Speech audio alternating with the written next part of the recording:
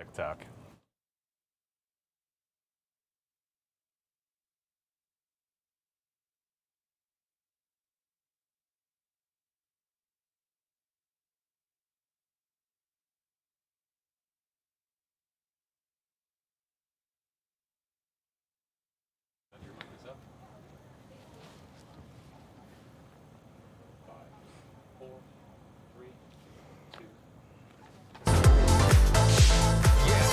It's 7:30 on this Thirsty Thursday. That means it's time to find out if you like it or not. I say Thirsty Thursday instead of Chaos Thursday because we're going to talk about drinking a little bit later. It's one of my favorite things. So crack one if you got them and join the conversation. So Jim, show them how to do that. All right, we got to talk about the different ways because there are a lot. This is a streaming show. So if you're streaming us on YouTube, jump in the comment section, start the conversation, leave your hot takes. We'll check them coming up here in just a little bit. If you're watching us on Fox Local or Fox 5's website on your phone and you can't scan the QR code, I understand, but you want to join the Zoom room, I posted a link on my Instagram story. You can just head over there and click it. My Instagram right there on the screen, Fox 5 producer Chris. Speaking of Instagram, we have our own broadcast channel. We post stories earlier in the day, then read the comments live on the air. You can check that any day. And if you're watching on Fox Local on your connected TV, just grab your phone, make it a two-screen experience, scan the QR code on the screen, and stand by to join us live. Now, in addition to all of my virtual co-hosts, we do love having someone here in studio with me, and I am pleased to introduce someone who promises this show is going to be lit. And that's a pun, okay? Because please welcome Parlay with the PG Princess host, Khadijah Corey, from WLIT, yes, right? Yes, from Lit 106. What's up, guys? I'm Khadijah Corey, media personality, entertainment, and TV host. I'm excited to be here with you. Thank you so much for being here. Thank Tell you for everyone a having little me. bit about you and where they can find you. Yes, of course. So I am on Lit 106. If you are familiar with Autumn Joy Live, which I'm sure the Lit Squad is out there. She's been here You before. can listen every Saturday, 10 a.m. to 3 p.m. and just check me out, deep dive in, and we'll have all types of conversations. All right, so you ready to dive right into this Let's one? do it. What's the topic? This is juicy, ain't We it? are going to start off with the end of summer. The Washington Post calling it on X today. Time of death, 11:08 a.m. The Capital Weather Gang says, quote, fall has moved in early. We're declaring summer officially over in D.C., the earliest we've ever made the call. Near 80 by day, 50s to 60s at night, and no heat waves in sight. That means all the autumn lovers can officially enjoy their pumpkin spice and peace. They can break out the sweaters, the candles, the Halloween decorations, all of it. So Khadijah, I'm going to start with you. Are you Okay. here for this? The end of summer. Do you like it or not? I like it. I'm a fall girl. I love the dressing up. I love it when it's not too hot, not too cold, right in the middle. That's where I Sweet fit spot. And that is what this week has been. Yes. I do believe there may be some people who have an issue, though, with this official declaration. So maybe a meteorologist in the Lion Zoom room, Caitlin Roth, joining us now live, the real chief, as we established last time. Yep. Tell me, Correct. the official end of summer, do you like this declaration or not? No, I do not like this declaration. No, I like fall, but I do not like this declaration, Chris. This was the first I ever heard of such a declaration made by people who say that they make a declaration about it every year. As far as I'm concerned, I'm a by the books girl, so I go by the calendar. September 22nd is when summer's over and fall begins. Furthermore, I would never, and I mean never, say that summer's over before we've even gotten into September. In fact, I bet, and I'm saying it here on Do You Like It or Not first, and anyone can put money on it with me, that we will, probably about the second half of September, summer weather's coming back. We are not getting out of September with at least another 90-degree day. That is what I was going to say, that same thing. No matter what, no matter how badly, I want those fires in the backyard and I want that autumn leaves, and I want, inevitably, I'm going to be sweating come October. Right around my birthday, which is right in the middle of October. Exactly. It's going to get a little sweaty. Don't forget October. We can easily do 80-degree days. It can be so uncomfortable. You can be roasted on your birthday. We've had really warm Halloweens. So I am like, fall is not dead. I mean, I would love it. It would be great if it was like this, but mark my words, it's not over. It'll come back. All right, you heard it here first, ladies and gentlemen. Summer is not over. Caitlin, thank you so much for joining us. Allison's in the Lion Zoom room. Allison, are you ready for summer to be over and bring on fall? I'm not in a hurry for it because it just means time is moving faster and I'm getting older quicker. So let's just let it marinate and just baby step in. We'll get there when we get there. All right. Well, Khadijah, I know you're on the radio, so I have to ask, since it's the end of summer, did we have a song of the summer? Because a lot of people say in 2025 we did not.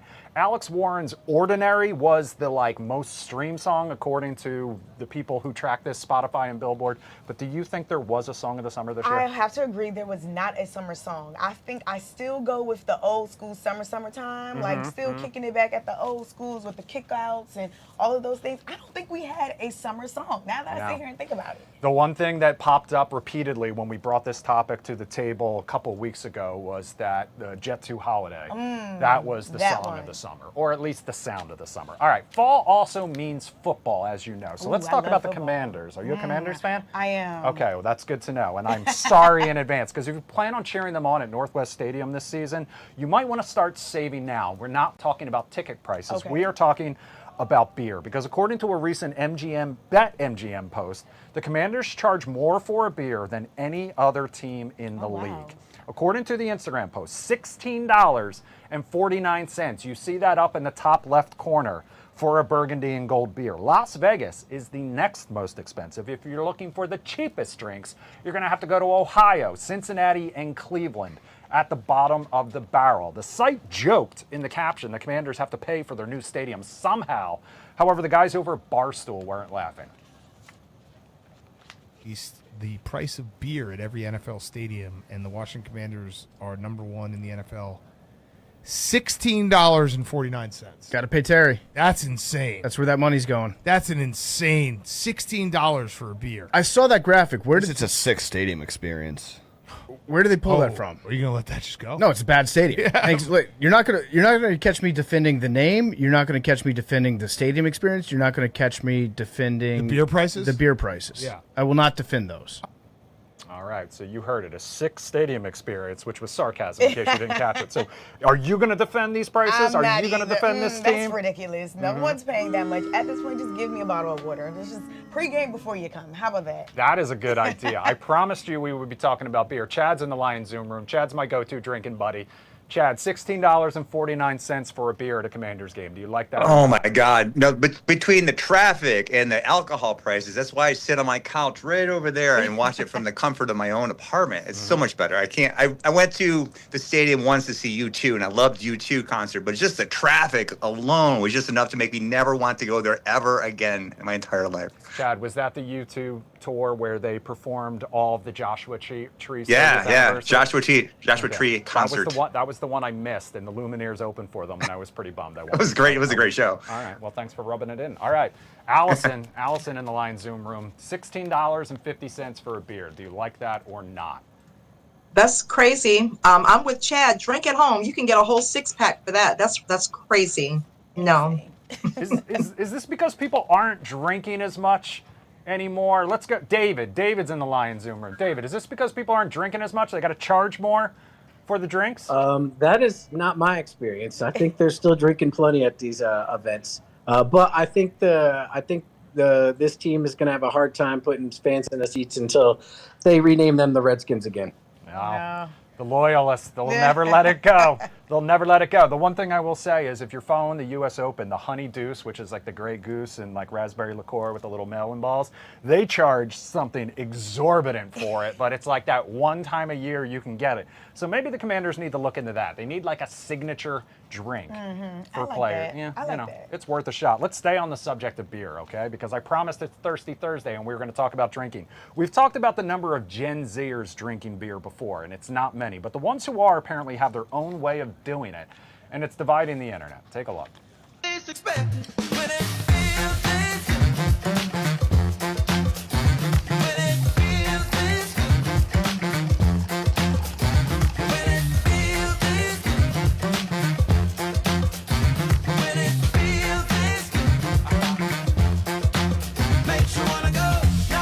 Thank God we have a TikTok tutorial to show us how to mix beer and ice.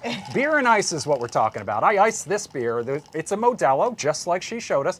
The only thing missing is the lime, I guess. And To be lemon. fair, that particular drink is called a chelada, which is more of a Mexican cocktail with lager and lime.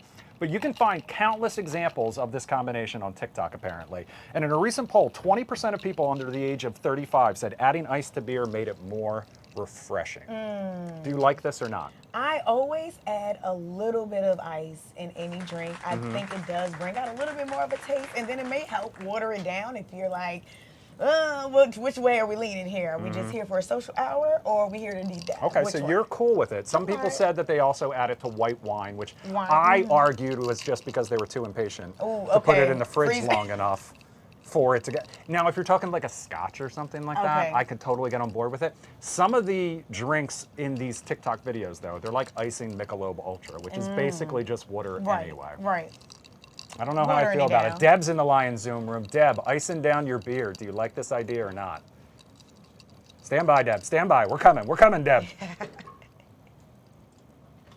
Stand by, Deb. All right, Deb, you're good. Okay. One, shout out for saying water again. Love it. Love Delco Chris. And two, Gotta represent. making me proud. The ice in the beer, well, doesn't that kind of just destroy the purpose of the beer? It's just supposed to be real simple, like crack it and go, right? That's what I feel too. Not only that, you can also just put the Chill it, cup. yeah. Chill the Chill it, cup. yeah. That's what the pros do, right? That's what you do when you. Anyway, let's get back to sports. Let's do it. We're moving past the beer. Apparently, IndyCar could be coming to the streets of Washington, D.C. The Sports Business Journal reporting IndyCar is looking at a D.C. street race, and it could reportedly happen as soon as next year to celebrate America's 250th anniversary. Now, next year, we could also see a UFC fight on the White House grounds on July 4th. So, Khadijah, do you like the idea of seeing an IndyCar street race through the streets of the nation's capital? I'm going to say no, because how actually are they going to maneuver around with DC being already confusing as it is? That's true. I just want to know the streets, left, right, turn, U-turn. How are they going to maneuver that? That's what I would like to know. So I'm going to say no. It's already chaotic and traffic. It's also going to mean a lot more road closures. Yeah, exactly. And people need to get to where they need to go. Do you like the idea of the district becoming sort of this sports capital, though, where people want to come and... I think it's cool, but I also think it's just overcrowded. It's no overcrowded, space. Where are we putting all this stuff? Where? My argument is I'm curious about the number of fans that IndyCar is currently attracting. A Formula One race, that could be a different story. A NASCAR race, NASCAR is as Americana as it comes, I guess, these days. Allison, the idea of an IndyCar race here in the nation's capital, on the streets of the nation's capital, do you like this idea? I do not like it for the same reasons you all just said. First of all, I can't even think of a place in DC where that would be open enough to do all of that. Every place has so many turns, like where would they do it? And like you said, can you imagine the shutdown, then the people coming from all over the world, and then traffic is going to be ridiculous. Please don't let that happen. I hope it does not happen ever. I can promise you, though, that if it does happen, I will definitely go to it. Okay. I do think it would be pretty cool. And look, speaking as someone who thinks that people already drive too fast on the streets of Washington, D.C., Chad, do you like the idea of bringing IndyCar to the nation's capital, to the roads of the nation's capital? Yeah, I have no plans on leaving this area anytime soon. So to bring the energy into DC, and they probably have to fix the roads though too, right? They have to fix a lot of the roads, so that would be a positive because the potholes and stuff.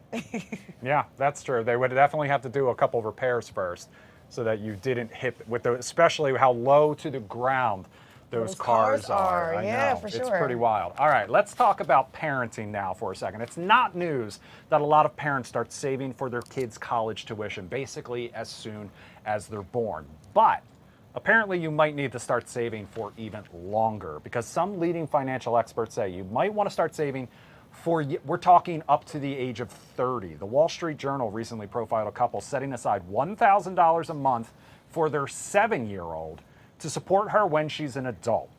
Mom says defending the decision that she graduated college during the recession back in 2007, 2009 era. She worked a string of miserable jobs and she racked up some credit card debt. So she wants to make sure her daughter doesn't have to deal with the same fate. Like it or not, a lot of parents find themselves supporting their adult children. 60% of parents with kids between the ages of 18 and 34 say they have helped them financially during the previous year. So, Khadijah, I'm going to come to you first. Okay. This idea of having to support your adult children and start saving to support them 30 years down the line. Do you like it or not?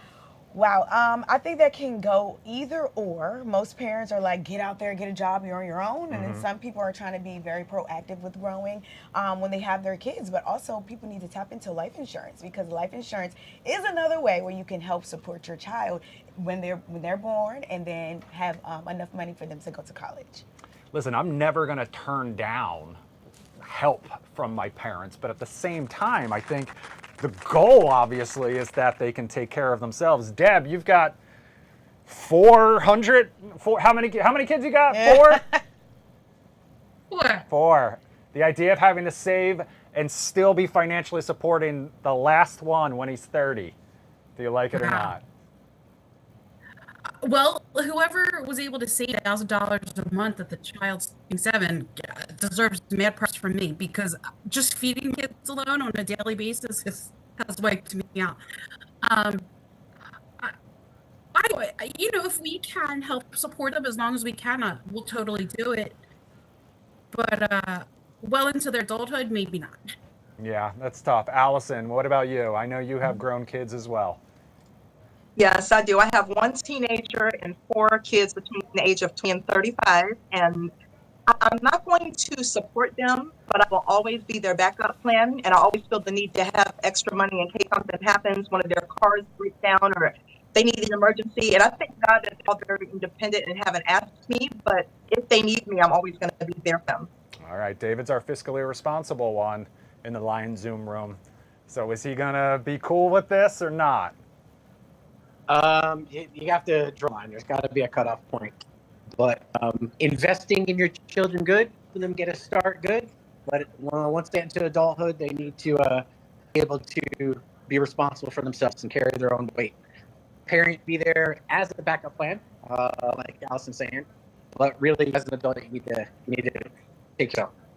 All right. Train them up in the way they should go. That's right. Good advice. And if you were watching on Monday, you know I have to start saving now, apparently, because 30 years in the future, I may still be supporting baby girl Smith. All right, guys, keep the comments coming on YouTube if that's where you're watching. We'll have much more coming up on the other side of the break, including this idea of treating yourself. I don't know if you're a fan of that. Treat yourself. Treat myself every Friday. We'll be right back.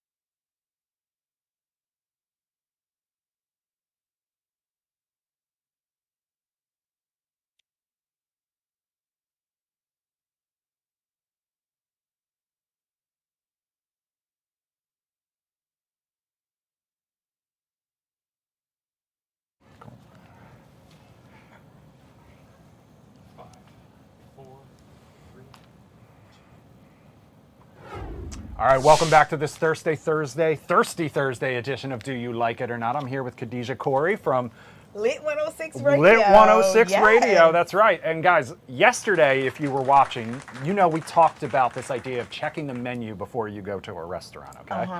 Tonight, we're talking about the idea of leftovers and whether you take them after a first date. And it's all Steve Shenavy's fault. Take a listen. Question for you guys. Okay. Since we're doing a food segment coming up a little bit later, I wanted to do this for like one of our trending topics yesterday because we were talking about leftovers, right? Yeah. How early in the dating process would you take leftovers home from a restaurant? Day one. That's a good one. Wait a second. Is that even a conversation? First date, are you taking leftovers home? Yeah. I did it on the third date. Okay. Wait, are you not? Fairly recently. Are you not? I mean, not that I have to. I'm married, but are you not supposed to take? Well, is first that of all, rude? there's rarely leftovers on my plate. Well, see, that's the thing. You don't want to be greedy, Jacqueline. You don't want to be greedy for starters. I'm the type of date that's gonna be like, you gonna take that home because I paid for it. Let's go ahead and put that. And if you don't want it, I'm gonna take it with me. Well, I think some women want to be, dainty and not eat too much or take food home because they want to put their best foot forward. Fuck that. We're gonna eat good and have some good conversation. But then again, look who you're talking to. Y'all know I'm greedy. Well, listen, I had crabs. That's why I you had can crabs eat with me on the anytime second you day. want. That's how real I am. You don't So take what's that the proper answer? I don't think there is one. I was just curious. Would you leave yours behind or would you take it? I think day one, I'm probably not going to take any home with me. I'm just going to kind of leave it. So What if a woman takes home? Takes it. I'm takes grabbing home. it. Yeah. Okay. Yeah, if you act first, then I'm going to package everything to go. I never even thought of this, to be honest with you, being an issue. And it's been a long time since Steve Shenavy's been on a first date, so not 100% sure where he got this idea in the first place. But on a first date, are you taking leftovers? Personally, I'm going to take the leftovers because I thought on the first date, you're not supposed to eat the whole plate anyway. So then I'm like, well, okay, I'll just take it, obviously, out of a courtesy because you did pay for the meal. And then I got lunch for tomorrow at work. What's the problem? Yeah, that's nice. And then that date turned into 2 meals, and maybe you'll think back fondly on it while you're enjoying the leftovers. I don't know. I didn't think that was that big of a thing. I believe we have Shar in the Lion Zoom room tonight. Shar in the Lion Zoom room in Jamaica. Hello, I am. I'm from Jamaica. I'm in Jamaica right now. Well, that is amazing because that is our first, I guess, international Lion Zoom room guest. So thank you so much for joining us. This idea of taking leftovers after our first date, is this controversial? I'll take it. I'll put it in a bag. It's lunch tomorrow. I have no problem. We'll take some leftovers for tomorrow for lunch. No problem at all. Like mother, like daughter. I see Carrie's in the Lion Zoom room. Carrie, can you hear us? Yes. Hey, guys, how are you? Good. Where are you watching us from? I'm in Chestertown, Maryland, Eastern Shore. Chestertown, Maryland. All right. This idea of taking leftovers after a first date, do you like that or not? I got no problem with it. All right. People think too much of stuff, man, for sure. Not a big deal at all. No, Definitely right? Now, I will say, Steven did say he likes to plan first dates that have like another activity afterwards. So then in that case, you're kind of stuck like carrying a bag around and like risking them spoiling. So I can understand in that case, maybe not. All right. Yeah, I get that. Yeah, you get that. I get that too. All right. Jim, I'm going to need a little help for this next one, and we're going to need some help from Donna and Tom Haverford. Take a listen. Clothes. Treat yourself. Fragrances. Treat yourself. Massages. Treat yourself. Mimosas. Treat yourself. Fine leather goods. Treat yourself. It's the best day of the year. The best day of the year. Best day of the year. If you're not familiar, that's a clip from the sitcom Parks and Rec. And treat yourself has become a real thing. While they go above and beyond, though, more and more people are fans of quote-unquote little treat culture. Because according to consumer tracker Cantor, 92% of people treat themselves regularly. 49% of people say indulging in a little treat is important to improving their mood. Experts call it like the lipstick effect, where consumers buy little items that spark joy instead of making big purchases during times of economic uncertainty. So not quite the full Donna and Tom. But Khadijah, this idea of little treat culture, do you like this or not? I actually do, but except I put a goal behind mine. Okay. So at least if I am going to treat myself with a little purchase or small purchase, because I made an accomplishment, I hit a goal, that's savings or something along the line to kind of drive me so I'm not just recklessly or impulsively spending. So it is a reward. It's a reward for literal me. treat. Yes, okay. I hit a goal. Kathleen, watching behind the scenes on TikTok, says she treats herself every single day. Allison, this idea of little treat culture, do you like this or not? Yeah, I've been doing this for years, and I actually have a bag in my closet. I go shopping all the time. When I see things like 75% off, 50% off, it could be a candle, lipstick, nail polish. I have all that in a bag. And like Khadijah said, if I have an accomplishment or if it's just the first of the month and I want to start a new month and do something special for me, then yes, absolutely treat yourself. Okay, let's see if Shar agrees with her daughter on this one too. This idea of little treat culture. Do you like it or not? Love it. I love it, love it, love it. Treat yourself. Absolutely treat yourself. I don't care if it's the tiniest little thing. It could be an underwear. If it's on sale, I'm going to get it. Treat yourself. Absolutely. Deb, little treat culture. Do you like this or not? Deb, you still there? Are you muted, Deb? I'm here. Sorry, Okay. my dog is barking. Oh, that's okay. Little treat culture is what we're talking about. This idea of buying something for yourself as a reward or just to kind of make yourself feel better. Do you like this or not? I love it. I mean, I think it just makes you feel better. And if you feel better, then, you treat other people better. Like, just, like Allison was saying, I mean, just getting your nails done or getting like a little treat, like a little, like a trinket or something that you have. Absolutely. Chad, you get the last word on this little treat culture. Do you like it or not? I'm going to be the third person to chime in and say, I don't like it. I love it. It's the third. Yesterday I left here. I went to Robin's, got a Powerball ticket. I lost and got a bottle of rum to treat myself. This is fantastic. I love it. Chad, always reliable. And I also, if I was a betting man, I would also say that sometimes you reap the rewards of this little treat culture, because if someone's going out and they're like, you know what, I'm going to reward myself with one of these extra sugary Starbucks drinks, Chad's a personal trainer. So yeah, then brownie, they regret yes, it, or a and then donut, they go that's to a treat. Chad. Yes. All right, listen, we have talked about schools and phones before, because classrooms across the country, we know they're trying to limit screen time. However, there's a city in Japan that is taking that idea to the extreme. They're talking about screen time limits for everyone, all 70,000 people who live there. The new ordinance encourages residents to spend no more than 2 hours a day on their phones, tablets, or computers outside of work or school. Now that's key, because listen, we all need to spend a lot of time on them while we're at work. It wouldn't be legally binding, more of a suggestion. We posted this one on our broadcast channel earlier tonight. Take a look at some of the comments. Michelle, no, I don't like it. Tanaya says that's a terrible idea. People should be able to make their own decisions about what's good/right for them. Live in GT Speed said, I don't like this idea, even if it's just Japan suggesting it. I feel like no government should be telling people to limit their screen time. People have to make their own decision about having screen time, whether they want to limit it or not. So, screen time limits. I'm going to let you have first stab at this one. Do you like it or I'm not? with the people in the comments. I'm not too fond of it, although I do put my own self on a timer where, that little alert pops up on your phone, like, okay. And then do you ignore it immediately? No, I actually be like, all right, okay, give it about 30 more seconds. But then, other than that, I totally understand with having your own phone. Sometimes people use it as entertainment. I get a good laugh at TikTok here and there. Yeah. What's wrong with that? What is the limit that you set for yourself? Yeah, I do it 2 hours. 2 I hours? cannot Okay, go past so 2 hours. you would be able to live in this town, apparently. I can't go past 2 hours. I'm afraid to look at what my screen time currently is these days, because I'm using it. I have to charge my phone multiple times a day now. That's how bad it has gotten. David in the Lion Zoom room. David, the idea of these screen time limits, 2 hours a day, not work or school related. Could you handle it? I like the idea. People, you need to put your phones down and live real life. Stop looking at your phone. Hey, let me reverse back to the previous topic that you had, because I got some golden advice for your viewers out there treating themselves to a smaller product. Toilet paper. The best you can find. You'll thank me for it. That's right. None of this single ply crap, right? None of this single ply crap. Listen, the only time I want people to make sure they are using their phones is while you're watching this show. So you can comment, you can join the Lion Zoom room, okay? That is crucial. Khadijah, thank you so much for joining us. I appreciate it. I hope you had a good time. I ball. All right. And I hope you'll be back, because we like Yes. you. Absolutely. Thank you to everyone who joined us in the Lion Zoom room. Some new faces tonight. Shar watching in Jamaica. Carrie as well in Chestertown, Maryland. For producer Jim, I'm producer Chris. We'll see you back here Friday night, same time, same place. Have a great night.